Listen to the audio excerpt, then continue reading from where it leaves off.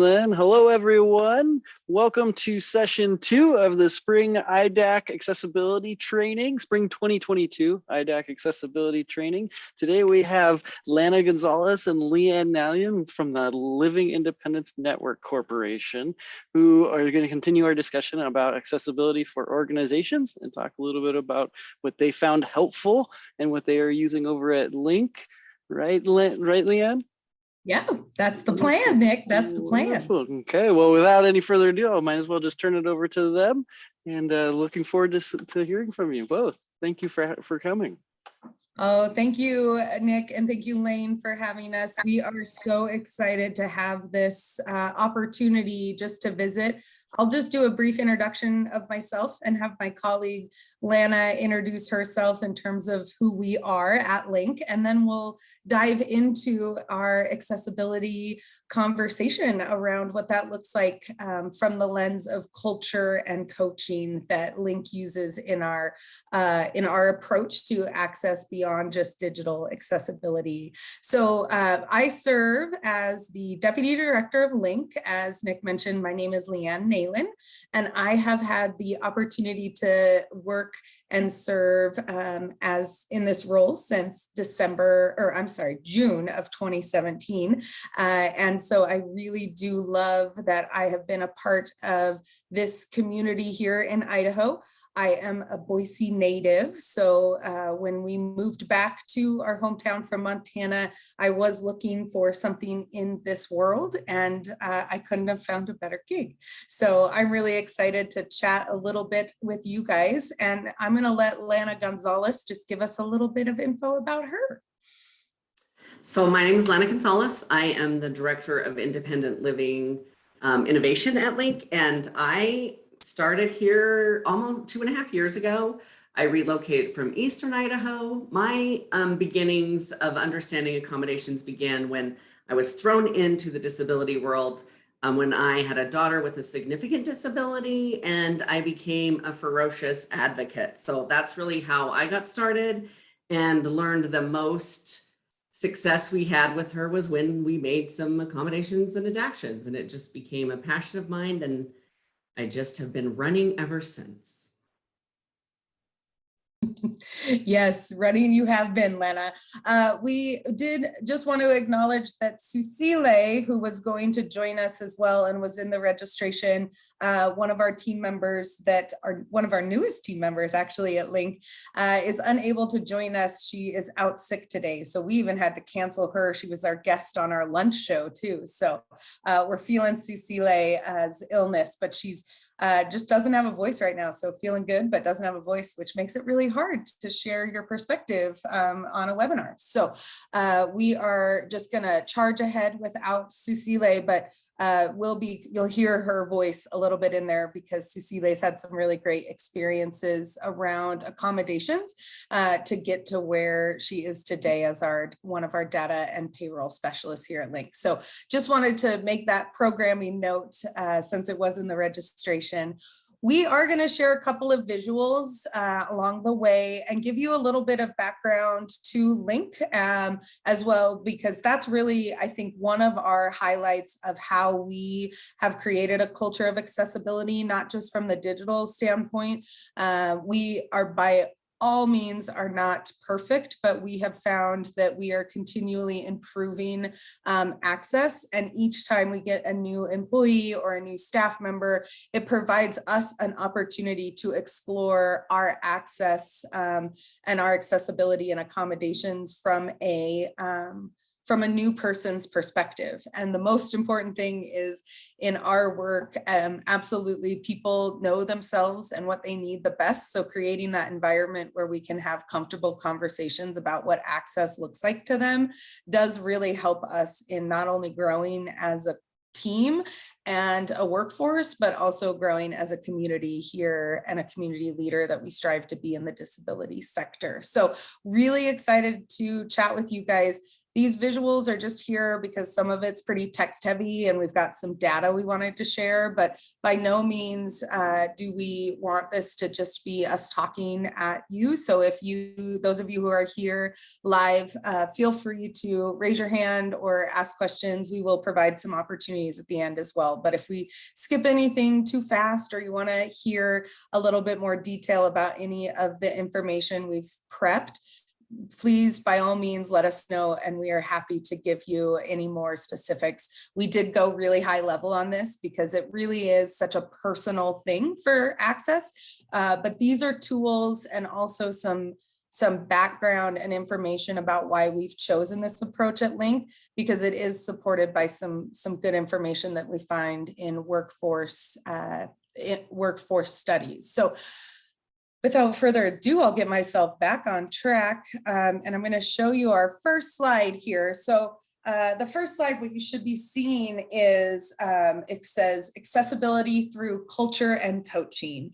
And that's what we're going to talk a little bit about today. That picture on the right-hand side of this visual is of the location of Boise's Link office. Here we are actually, Lana and I are both in that office currently presenting, but we do have offices in Twin Falls and also in Caldwell. But that is the front of our building, and we have a nice, I love the front of our building. We have a nice brick building or stone building, excuse me, with sliding doors for people to be able to come inside. And then it's got our logo right up there on above the door, and it says Link, empowering independence. And so we have our presenters' names on this slide, and you've already heard from us. So again, it just says Lana, Leanne, and Susile on there.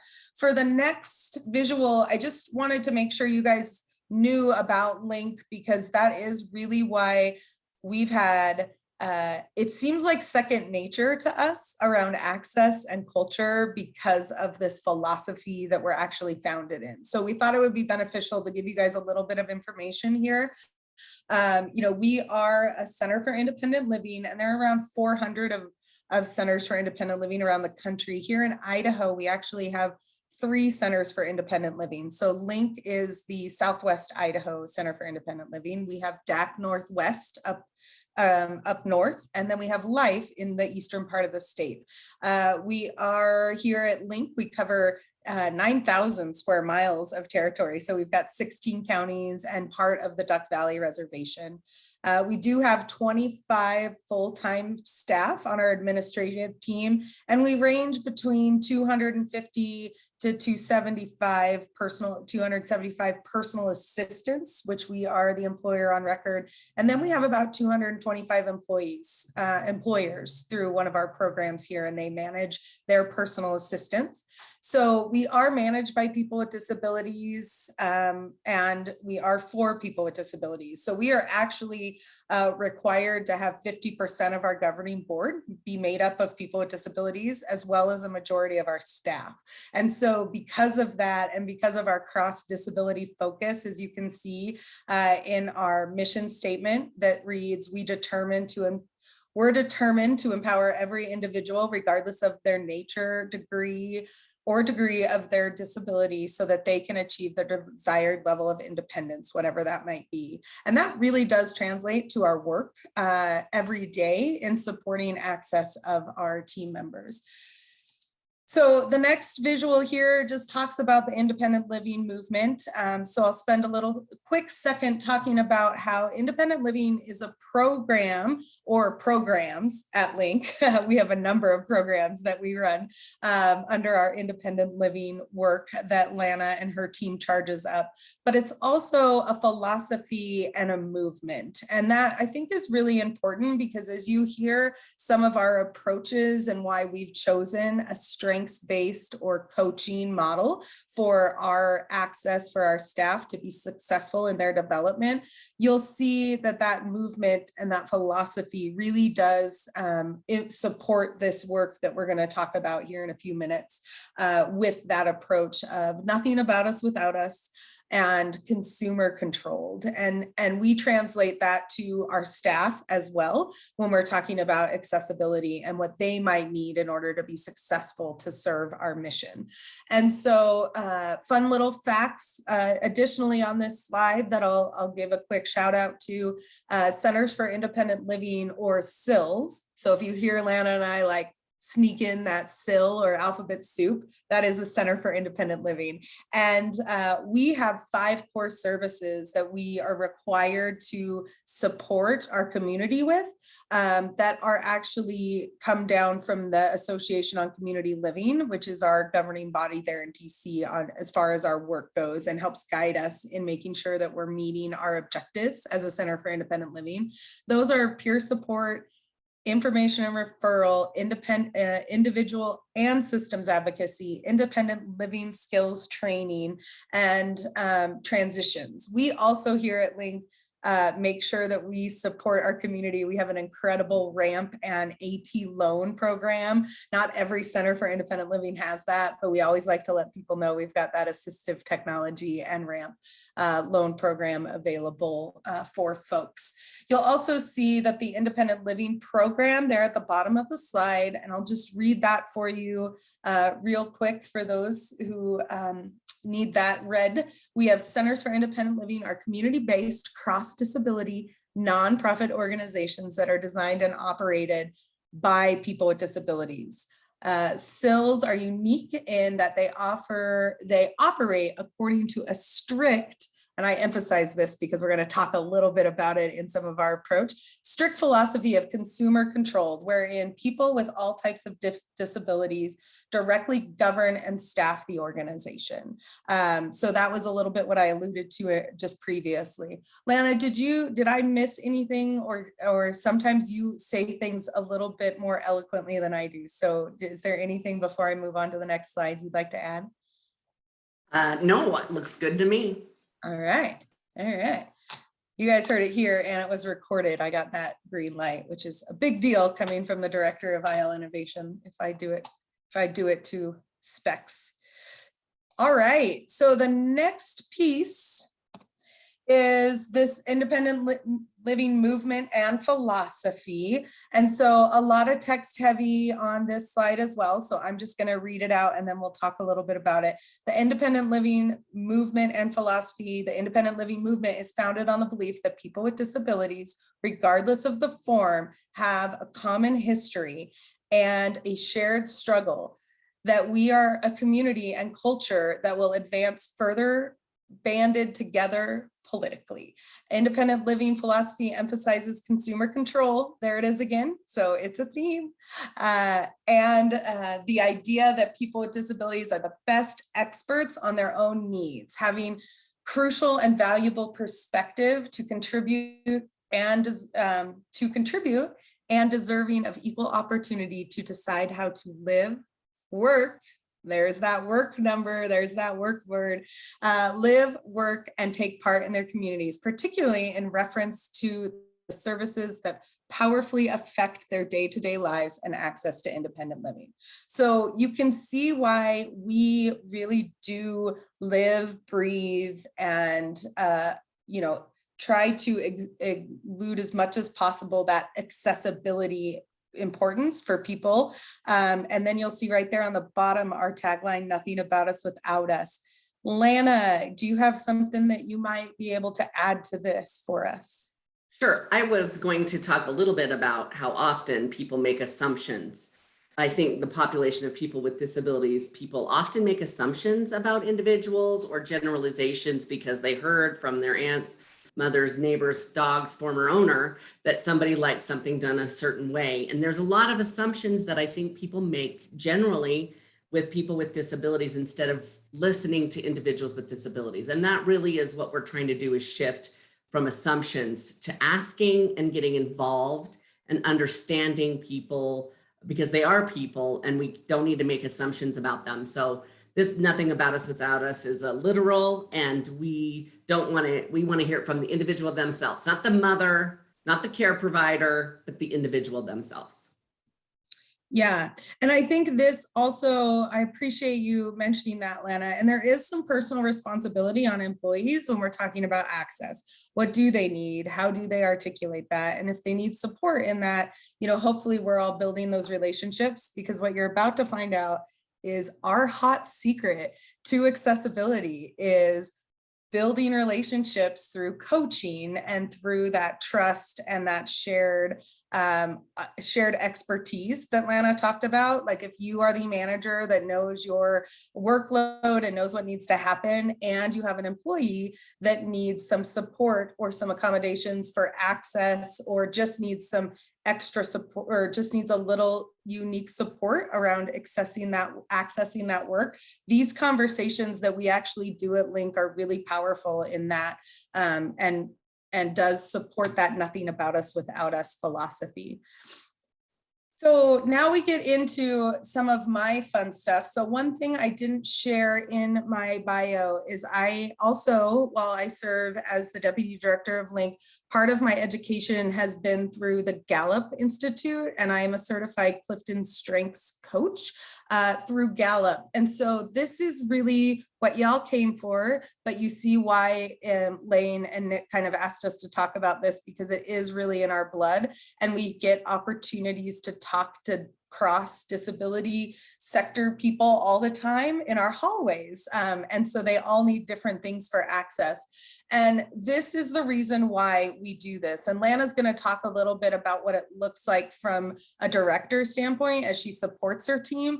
I'm going to spend a little bit of time right now talking about the why this is important and why it's a really good approach when you're talking about access.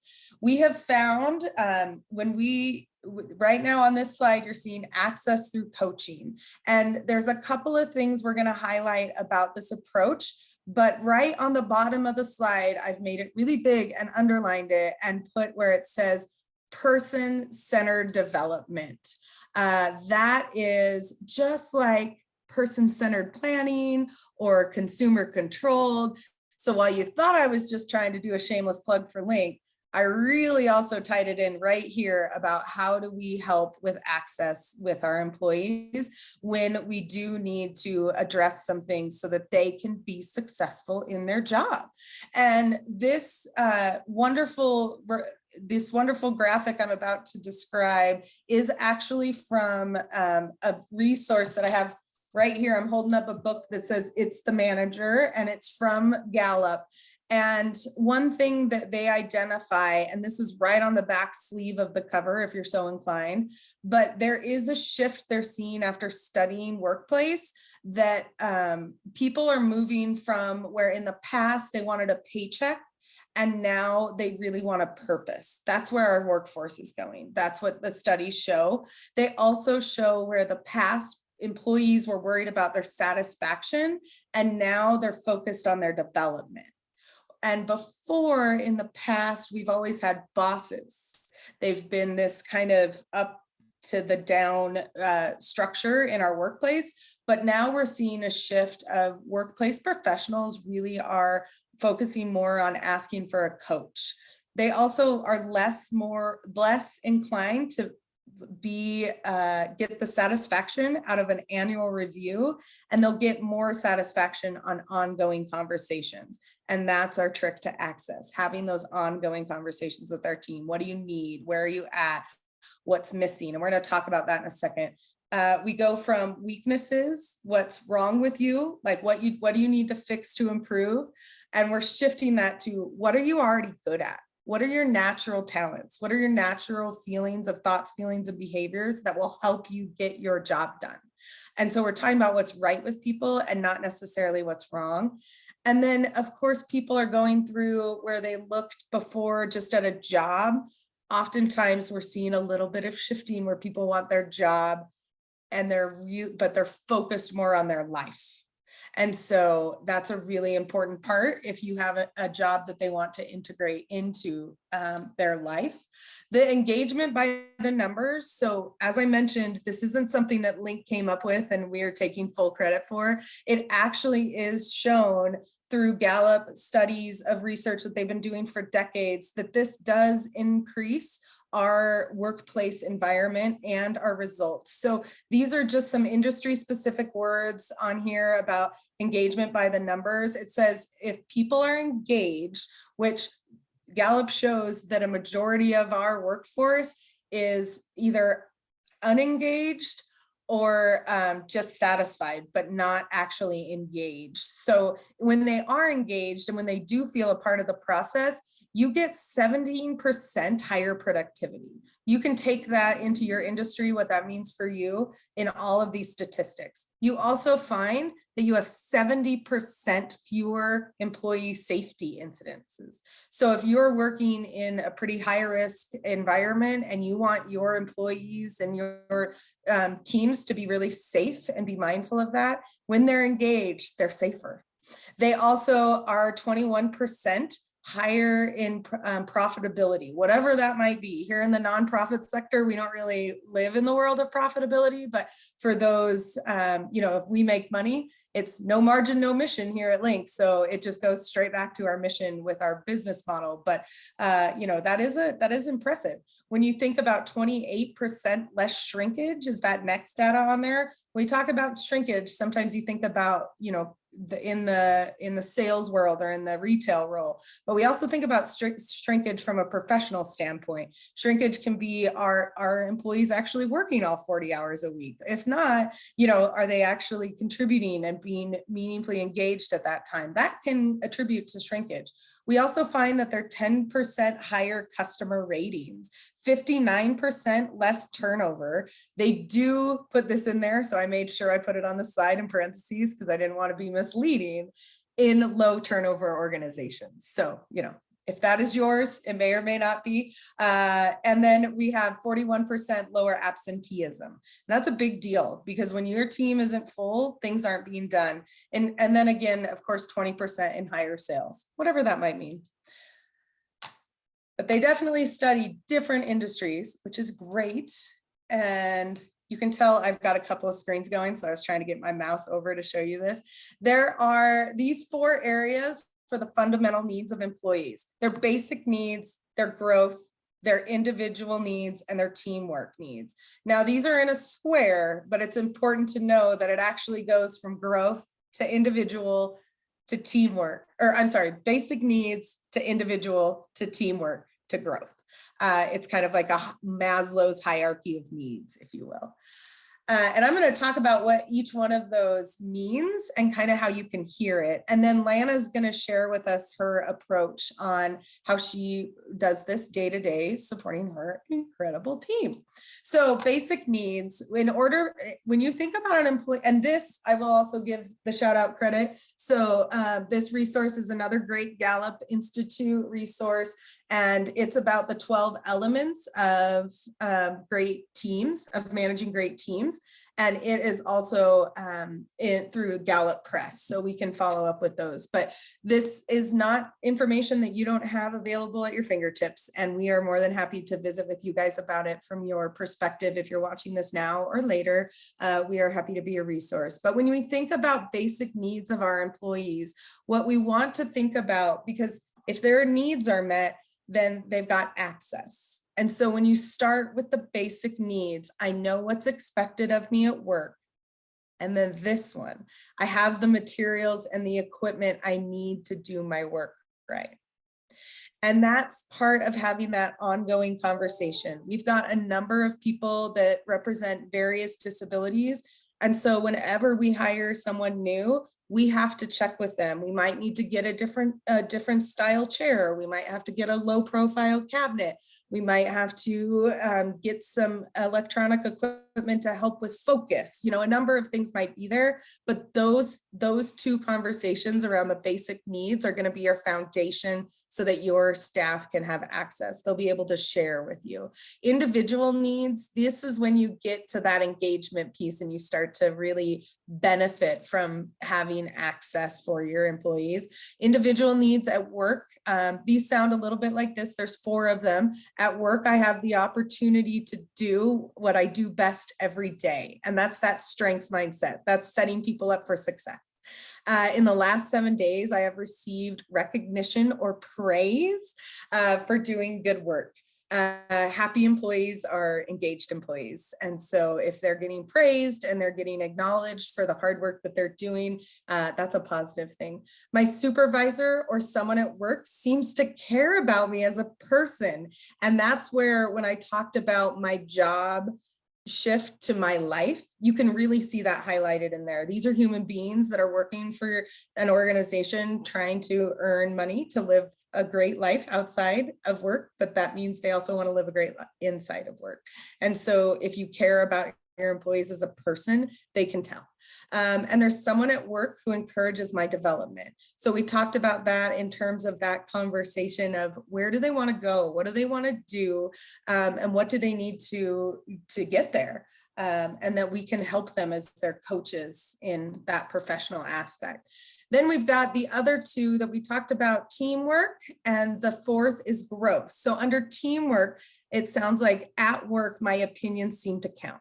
So you see where these coaching conversations really come in. There's a lot of talking.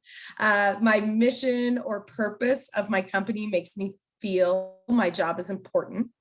I've worked for people that say, I said, oh, I met so-and-so from your organization. There's such a great face for you. And they're like, that's not the face of our organization.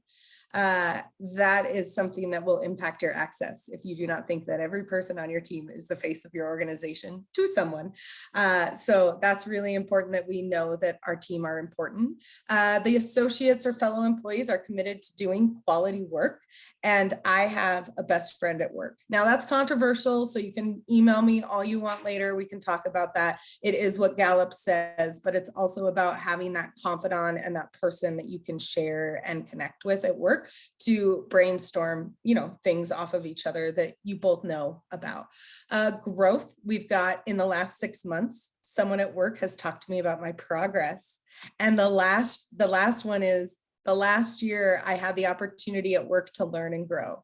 So you'll see how these do build on each other. And I could not emphasize enough how having this structure that Lana's going to talk about on paper, Gallup has what they call the 5 coaching conversations. So you can dive into that. We have found that 5 coaching conversations are really powerful and a great starting point for our team to find out what works for them. And so I'm excited for Lana to talk about what it looks like in real life, because in the books, everything's really simple. And then when you get into really working with humans and actual things that they need, it's not always as simple as how they put it in chapter 5 of that incredible book that we all read. So I'm excited for Lana to share, because she honestly does all of this so naturally with her team as well, being such an advocate in this movement. So if you guys have questions, feel free to ask, but I'm going to pass the mic off to her and let her share some of her goodness with you. So take it away, Lana. Okay, thanks so much. Okay, so first I want to talk about, the first thing I really want to talk about for me is the coach and turning from a boss to a coach, right? And for me, that means that I could not possibly be the expert for everything that we do in the independent living program here at Link. I could not possibly know all the content, all the programs, and be the expert on all the things. So I really rely on them being the expert, just like a coach in a football field, right? Like I don't play, they play, they do the plays, and I am on the sidelines encouraging them, helping take what strengths, who's good at certain things, and putting them in those places. So as a coach, you have a different attitude of they're having expertise and guiding them. So that coach component, I think, is really, really important. It also is really important to have like that back and forth conversation or back and forth agreement on strategies to go about something. Sometimes I have an idea of how we should do something, and I have to be gently told by staff that isn't probably going to work out. And at first it wasn't fun, but I had a relationship with a staff that felt like, hey, don't ask me my opinion if you're not going to listen to it. So that was a nice way for me to wake up and see that they did have value and to consider all of those things. And that really helped adjust me to that coaching. And we create a game plan together as a team and take all of those, because they are the experts, and I do need to give them the credit for that. So valuing their skills and expertise is critical to that approach. They can suggest plays. I evaluate the play, and I'm doing this coach analogy again, right? And determine who needs to be where for that play, right? Who sometimes when we have a boss mentality, there's a job description and it has all these things, and it has to be, we have to put people in these boxes of roles and how they do something. And that doesn't always work with different personalities. And if you've ever tried to hire somebody for a very specific niche, you'll find that's very difficult to find someone to replace that person. And oftentimes you can find someone within your organization that may have that niche, and find somebody in the community that's applied for the job that may fit in another area. So having some flexibility as a coach has also been really, really beneficial, and not trying to put people in a box. So that's my take on that, coach. So the coaching conversations for me start at the beginning of our fiscal year. I have a 2-hour meeting with all team members, not together, individually. And in that meeting, we review some goals. We make goals for them. We talk about things that they want to work on, projects they're currently working on, and how they'd like to improve. Also in that, we have dreams, we have plans, we talk about professional development. We spend a good chunk of time really digging into what they want to do, how they want to do it, and set some goals for them. Then we follow that up each week. I have a 30-minute one-on-one with each team member once a week. Most weeks, there are times that it doesn't always happen. And in that meeting, we just do touch points, right? We have an agenda that we are always referencing, and we find out what do they need? What are they struggling with? And then I know who's got strengths in another area that I can tap into helping them. So that's what a team does, right? So I'm able to take, oh, Susie over here is really, really good at that. So I'm going to involve Susie, and you and Susie can work together on that. So it gives me an opportunity in the middle of the year, right, as we're going through it week by week, determining what kind of supports are needed and how we can do that for them with each other. And then going to the next one and saying, hey, Susie, Joe needs some help with XYZ. And then they're able to help each other and build that team too. So that one-on-one touch point is another part of that coaching conversation. I had to cut mine down. My coaching, I did have them longer at the beginning, but I found that then they became to use me as a crutch. So they were not standing on their own 2 feet, and they were using that time. They were kind of filling that time asking me how they should do something when they really did know the answers, right? So cutting down on that time really gave me a touch point with them, a quick connect on hitting a few things, and then they could move forward with whatever they were doing. And that also I also made an effort to go, I think you can figure that out. Why don't you gather some more information, and next week let's talk about it again, instead of trying to automatically fix it, which I think bosses had a tendency to think they know it all and going to answer all the questions. I know I've had that attitude in the past, and this just really gives them an opportunity to switch that so that they can have some engagement in the project that they're involved in. It also gives me a nice pulse on the work that they're doing, what's going on, where our numbers are. I'm able to pull some data and find out where the numbers are on their goals, and how are you doing on goals, and set small little steps to getting to where their goals are. So that we do that one. And then on top of that, quarterly, we evaluate those goals. So when the 2-hour meeting happens, we determine what they're going to do in that first quarter, what they're going to do in the second quarter. And we and sometimes in that hour-long meeting quarterly, we have to change those things. Things have happened, and I have to be able to adjust and make some changes, not only in roles, but in projects, in how we're going about projects and things like that. And in that quarterly 1-hour meeting, I'm able to do that. So those are my coaching strategies. I want to talk a little bit about how I have been able to adjust some things in my working with individuals to help them get the most out of their jobs. We have a standing desk, which is really when staff is on the phone all day long, sitting down. We have provided individuals with desks so they can stand once in a while, which has really been beneficial for them.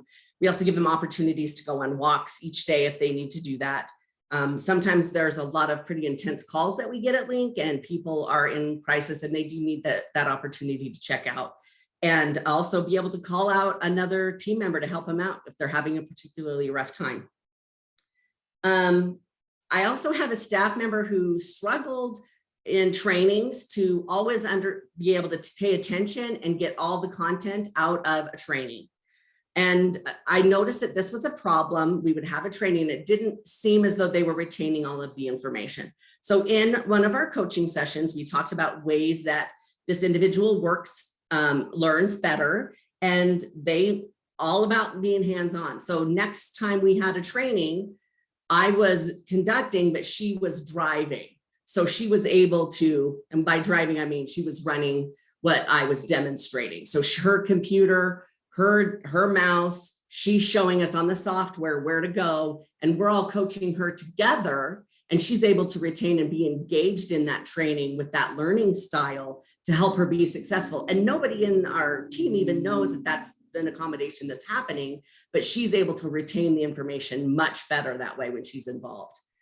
I also have a staff member with some physical, they're not a physical ailment that makes it difficult for her to sit all the time. And so she has a couch in her office that she can adjust to during calls when she's starting to feel pain or is uncomfortable in an office chair. So we've been able to, and she's been much more successful that way and avoids pain getting to a level where she has to go home.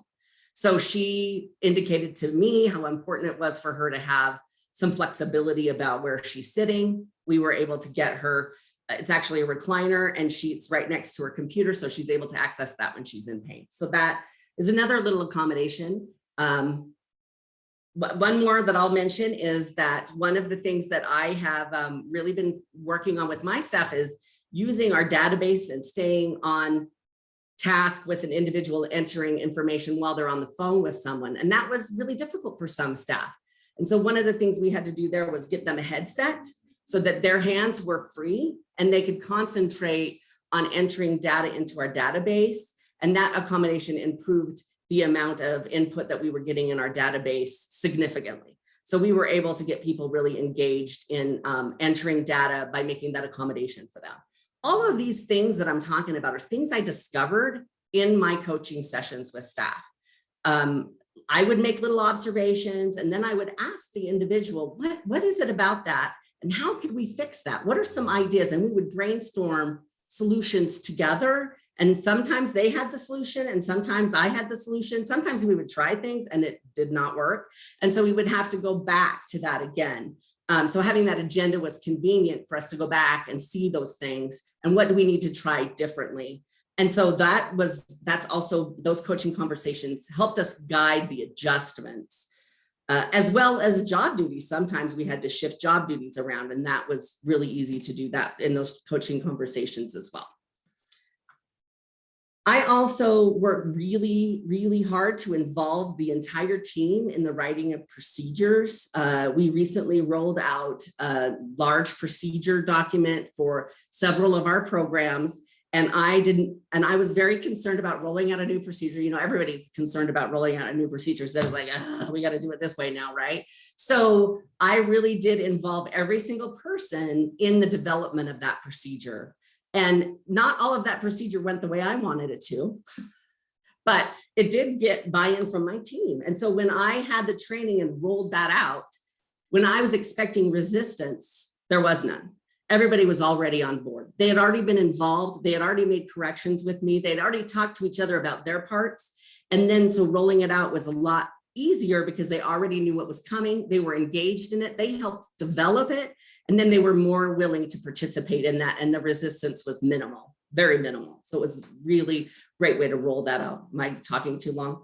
I'm sorry, I could go on and on. So those are some of the things that I've been able to do based on learning styles, whether it's a physical thing. And often I think accommodations don't have to be something where somebody needs a wheelchair, or it's not always about those. It's sometimes little things about the way people learn, right? Sometimes it's just little tweaks that make their lives easier. And the people that know those tweaks are the individuals themselves. And as the coach, I can talk about what resources we have available and how we can support them based on what their suggestions are. So I'm not always going to be able to get them an office on an island beach if they request it, but we can make some different accommodations that may make, like, we'll get them a picture of a beach on their wall, right? So some things that we could do to help them with stress. I've actually got them some Zen gardens when they're struggling with that. That's been a helpful thing for them as well. Noise canceling headphones when they're struggling with interruptions. So just little things that, depending on the individual and listening to their voice, that we've been able to help people make adjustments to be more successful. Oh, Lana, I love everything about that. You were not talking too long. I really, I would emphasize, I think for this group that the coaching philosophy, like when we think about it from my favorite analogy, which is a sports analogy, Lana hit it on the head, right? A coach gives real-time feedback during a game. You very rarely see a coach of a team wait until the end of the season to reflect on the first game. So why would we, as people who want our team to be successful, and being successful means having access, not give them the feedback in real time as they're growing and learning and serving, and really trying to meet their obligations from that job description. So sometimes when we think about coaching, it has a negative connotation to it, right? Like, oh, now I'm getting in trouble, I'm getting coached. But you'll hear from what Lana described, it's really just a philosophy and an approach, not a to having access to the workforce and the work that we're all doing. And so it's not necessarily that wait until people are in trouble and then do a verbal warning, performance improvement plan, all of that rigmarole. We're really able to do interventions when access is an issue early on, when you build meaningful, consistent, trusting relationships with your team.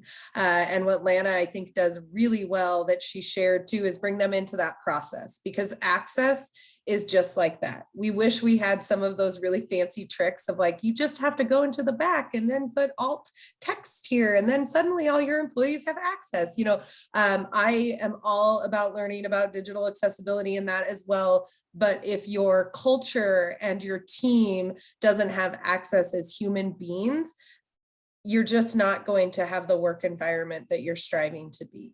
And you're not going to have the results. So Lana did a great job with her team, and I learned from her on a regular basis. I would love to also just emphasize that conversation that you said, Lana, about the job descriptions and looking at those job descriptions from that access standpoint. If you're going to be posting for positions, especially in this market where we're all looking for qualified employees, it's really important to look at those and see what some of those things are that are restricting people from applying that may be because of access. So if you have on a position that you must have a driver's license, if that position doesn't need to drive for you, maybe consider taking that off. Because if they have we have staff that get here via bus, and we had driver's licenses on our requirements, right? Well, that was taking out a whole sector of people we wanted to employ. We don't care how they get to work.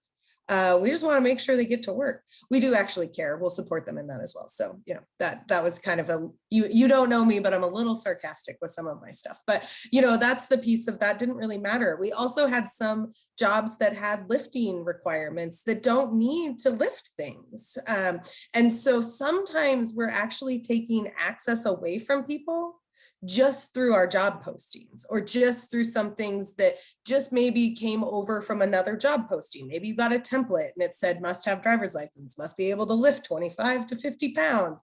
Or that's the way we've always done it. That's my favorite, right, Lana?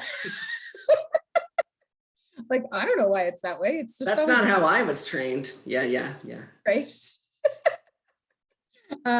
So that is really that approach of access from the beginning, because if employees and future employees can find you, you know, really looking at what are the requirements of the job and what maybe aren't so much requirements for the job, you're setting yourself up for success right away with that.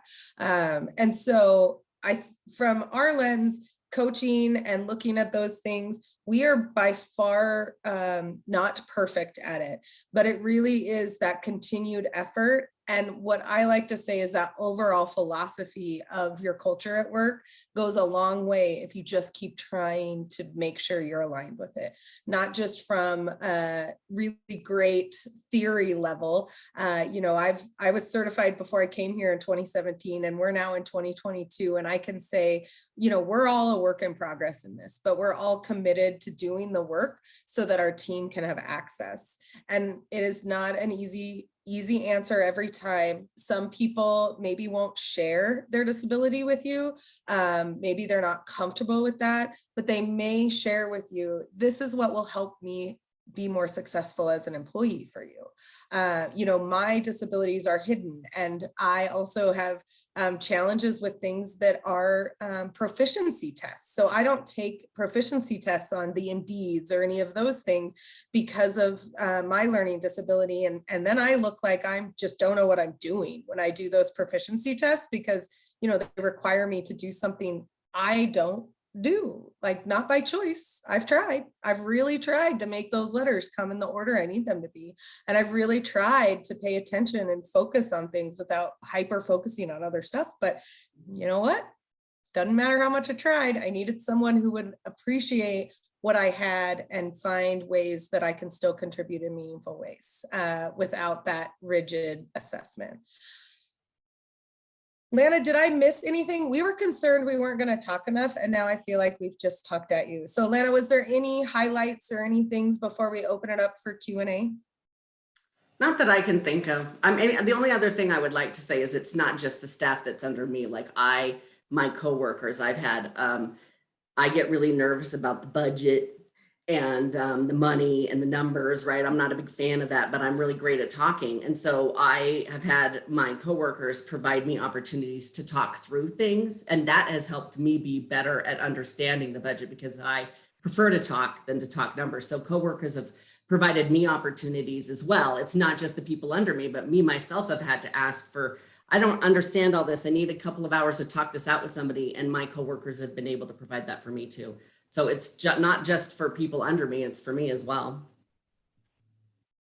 Yeah, that's a great point, Lana. That peer-to-peer support on your team, this is Leanne Nayland, there's always lateral conversations on every team, right? So if they also have the buy-in of the approach, then not only do you benefit from your team, but they benefit from each other, and they're not as, so dependent on that one director that's managing lots of people and probably has their own initiatives.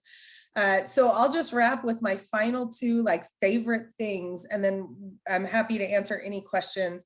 The two things I always like to remind people is differences are advantages and people need one another. So while you're going through with your team and you're working through these access and these barriers that individuals might have in order to be a meaningful contributor to your team, remembering that differences are advantages and people need one another, because what people who need access bring is a lot of innovation and a lot of resource and a lot of really great way to think about things and approach things, because most of the time in their life, they've had to be very strategic and overcome many barriers independently without community support. So, as we work on our end to end the stigma that comes along often with people with disabilities, that's what we're really working to change that. And we're making great progress as a global world.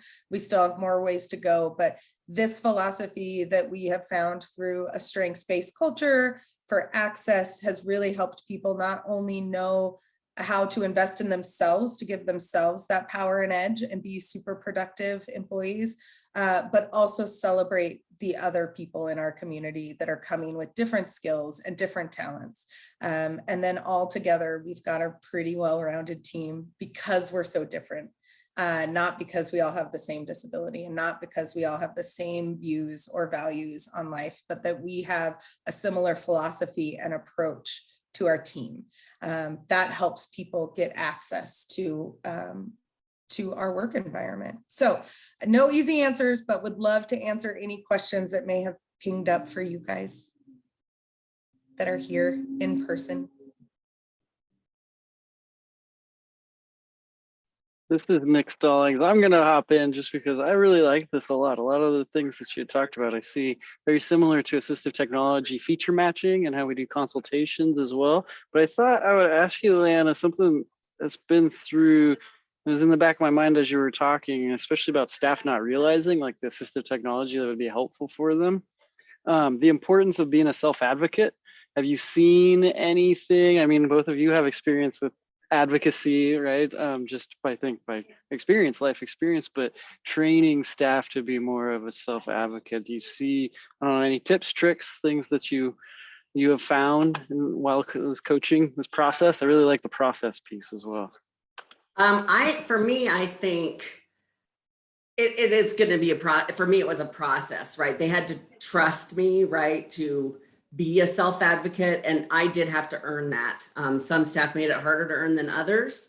But I really had to prove to them that I was going to lead and let them have a say. And then it became easier for them. So it wasn't a right away thing. And often we would talk about struggles they were having, and that led into it, right? Like, hey, I noticed that you're behind on your data, what's going on? And then I find out that something's happening with them that I was not aware of, and I'm able to address it. So it kind of comes organically, but it did require a trust to be built first.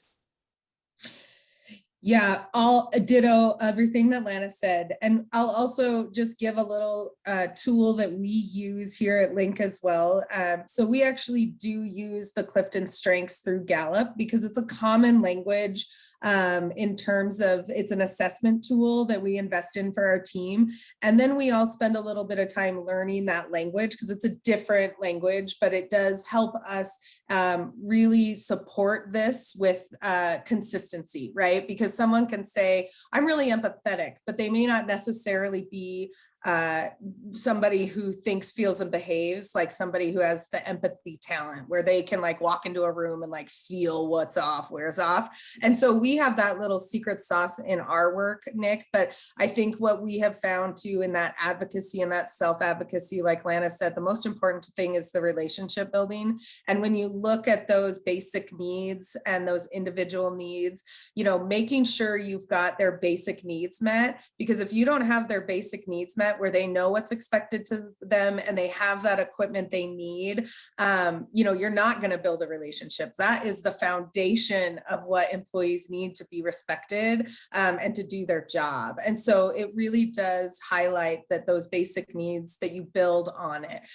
So first and foremost, always make sure your staff have what they need. And if you need support in that, Centers for Independent Living are great. We lean on the AT project a lot because, you guys are the experts in that. So, those are the pieces where if you don't have them internally, going to trusted external support systems can help you find what they might need. But most importantly, because we have that self-advocacy lens, I think they're very honest with us about what they want.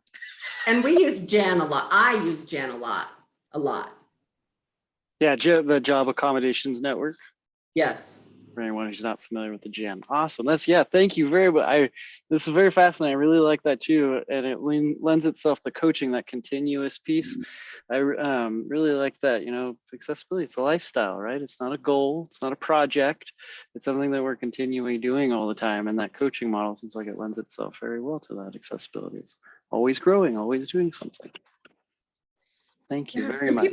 People's needs change too, right? What they needed for access last week, maybe something happened, maybe a medication changed, maybe they had an incident happen. And so you really do need these coaching conversations and that relationship in order to meet the needs of ongoing, because it's not a quick list one and done with some of these folks who need accessibility as a focus in their work environment. So I think you nailed it on the head with that, Nick. Hey, thank you. We have Lane who popped in here as well into the chat. I figure I could read it out here. So often we hear how organizations culture needs to be more accessible, how team members make their work environment inaccessible and undesirable. I love that the strengths-based approach and the process provide a structure for actually doing this. I wholeheartedly agree, Lane. I think that structure is important. We talk about that rigidity and not being as rigid, right? Or this is how we've always done things, being more flexible, but having a structure in place that is flexible in and of itself. I think you got to follow some kind of path, but it doesn't always have to be the same exact path every time, right? We also all often limit ourselves all the time. We limit ourselves within getting stuck in those boxes. And this is Lane too. Like I very often see organizations, they've been told, go forth and conquer. How? So I really do appreciate that the strength-based process provides that how. It's an option out there for organizations to actually accomplish what they are being told they should be doing. But you probably don't even know where to start. So I appreciate you both so much, Leanne and Lana. I feel a little bad for Nick having to name all three of us. It's a few too many L's, but thank you so much, ladies, for joining us and sharing the approaches that are working for you guys to be more accessible and disability inclusive. Thank you. Thank you so very much.